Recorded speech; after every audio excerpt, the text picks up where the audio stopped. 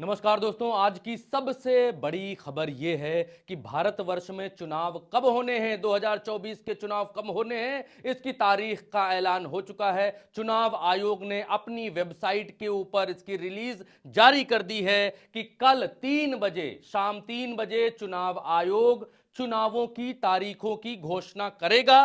और ये चुनाव आयोग ने अपनी अपनी वेबसाइट के ऊपर एक एक एक इंफॉर्मेशन जारी की है, जिसमें इलेक्शन कमीशन ऑफ इंडिया की तरफ से ये बताया गया है कि डियर सर और ma'am, you are cordially invite to cover the following event. ये मीडिया के लिए बोला गया है, मीडिया इनोवेशन। और 15 तारीख को ये जो है, ये 16 मार्च को ये प्रेस कॉन्फ्रेंस होनी है। 15 तारीख को ये जारी किया गया है, प्रेस इवेंट है प्रेस कॉन्फ्रेंस का by election commission of India to announce the schedule for the general election of Lok Sabha and state legislative assembly 2024 predicted by lunch at atrium.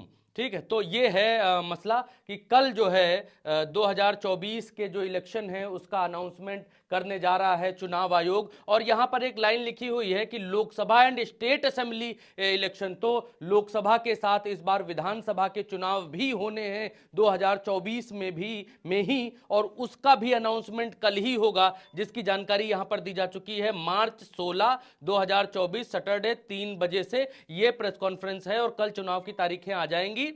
16 मार्च को 1:30 बजे के लंच के बाद से ये चीजें शुरू हो जाएंगी प्रक्रिया। और विज्ञान भवन न्यू दिल्ली है, वहां पर ये प्रेस कॉन्फ्रेंस होगी। और कौन कौन रहेगा, वो किस किस को भेजा गया है, वो है your sincerely joint director media, और उनके दस्तखत ये हैं। यानी कि ये लिखित में अब चुनाव आयोग की तरफ से आ चुका है कि चुनाव की तारीखों का ऐलान अब कल 3 बजे हो जाएगा। तो अब सवाल नंबर 1 है कि चुनाव कितने चरणों में होगा। सवाल नंबर 2 ये है कि किन किन राज्यों में विधानसभा चुनाव साथ होगा। सवाल नंबर 3 है कि विधानसभा का जिक्र यहां पर किया गया है, तो क्या वन इलेक्शन वन नेशन की बात की जा रही है यहां पर। सवाल नंबर 4 है कि चुनाव की पहली तारीख कब होगी इलेक्शन में वोट डालने की, आखिरी तारीख कब होगी और मतगणना कब होगी। ये सवाल सबके मन में है। इन सवालों के जवाब हम आपको आज के इस वीडियो में देंगे।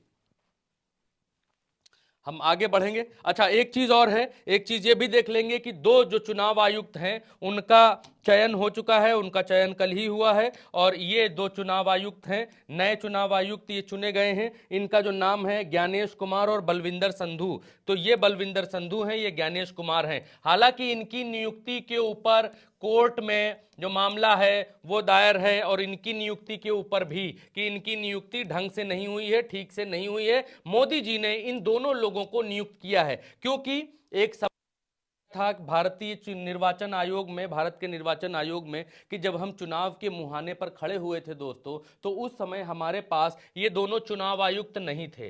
ये चुनाव आयुक्त हैं ये दोनों, और ये दोनों हमारे पास नहीं थे। इनमें से एक जो है इस्तीफा देकर चला गया था और एक रिटायर हो गया था। अब दोनों के दोनों चुनाव आयुक्तों को मोदी जी ने रिक्रूट किया है, इन दोनों लोगों को मोदी जी ने नौकरी दी है। और ये तो मोदी जी और सरकार का जो है कितना काम करते हैं, चुनाव आयोग का कितना काम करते हैं, वो तो आपको मालूम ही है। अब इन दोनों लोगों को भी मोदी जी ने नियुक्त कर दिया है। तो अब ये जो तीनों लोग हो गए हैं, अब ये तीनों लोग मोदी जी के प्यारे हो गए हैं। अब तीनों लोग मिलकर चुनाव कराएंगे, ये बताना जरूरी था, इसलिए हमने आपको बताया। अब देखिए, उन सवालों के जवाब भी हमें चाहिए होंगे कि जो विधानसभा का जिक्र किया है चुनाव आयोग ने, वो विधानसभा क्या है। तो मसला ये है दोस्तों कि जम्मू कश्मीर में कहां, जम्मू कश्मीर में कहां कहां होगा। एक होगा जम्मू कश्मीर में, जम्मू कश्मीर में साथ में चुनाव होंगे, लोकसभा के साथ में चुनाव होंगे। दूसरा जो चुनाव है वो ओडिशा, आंध्र प्रदेश, आंध्र में और ओडिशा में, यानी 1 2 और ये तीन राज्य हैं। और एक और राज्य है अरुणाचल, यहां भी साथ में विधानसभा चुनाव होगा। तो ये 3 और 4, ये 4 राज्य हैं, यानी कि जम्मू कश्मीर, आंध्र प्रदेश, उड़ीसा और अरुणाचल, 1 2 3 4 ये राज्य हैं जहां विधानसभा चुनाव होंगे लोकसभा चुनावों के साथ। और पिछली बार जैसा कि हुआ था, पिछली बार का डेटा हमने ये निकाला है कि पिछली बार क्या हुआ था। पिछली बार 7 चरणों में चुनाव हुए थे। पहला जो चुनाव की तारीख थी वो 11 अप्रैल की थी पिछली बार, और 7 चरणों में पिछली बार चुनाव हुए थे, और 11 अप्रैल जो है वो पहली मतदान की तारीख थी। 19 मई को जो है 19 मई को पहले चरण का मतदान 11 अप्रैल और आखिरी चरण का मतदान जो है वो 19 मई को हुआ था। और 2019 में 11 अप्रैल, 23 अप्रैल, 29 अप्रैल और 6 मई, 12 मई, 19 मई को वोटिंग की गई थी। चुनाव के परिणाम 23 मई को घोषित किए गए थे। तो इस बार भी चुनाव के परिणाम कब आ सकते हैं? 23 मई के आसपास जो है।